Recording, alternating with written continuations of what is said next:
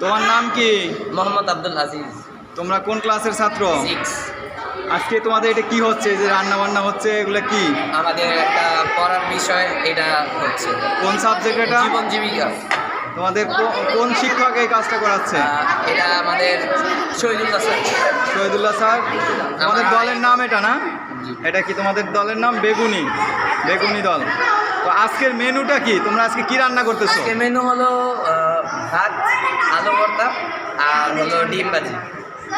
এই রান্নার মাধ্যমে তোমাদের দক্ষতা উন্নয়ন করা হচ্ছে এবং এ থেকে তোমাদের মূল্যায়ন হবে।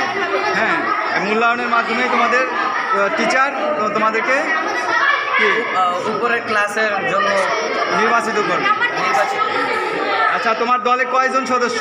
আমার দলে মোট 8 জন সদস্য। 9 জন সদস্য, কিন্তু একজন অনুপস্থিত আর 8 জন আছে। সবাই তো দেখছি, সবাই কিছু না কিছু কাজ করতেছে। এরা তোমার সদস্য না? এই যে সবাইকেই কিছু না কিছু কাজ করতে দেখতে পাচ্ছি আমরা।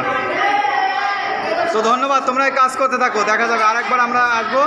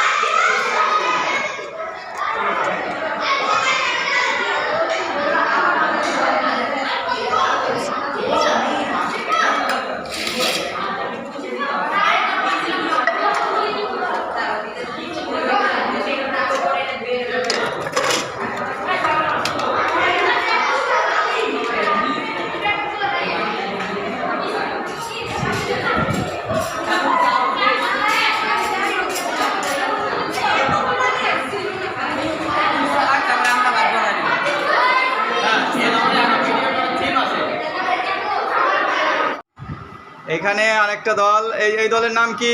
স্যার সাদা দলে কয়জন সদস্য? স্যার 8 জন। 8 জন সদস্য। তোমাদের একই মেনু এই যে দেখতে পাচ্ছি? জি স্যার। স্যার আলু ভর্তা, ভাত আর ডিম ভাজি। আচ্ছা, তোমরা ওই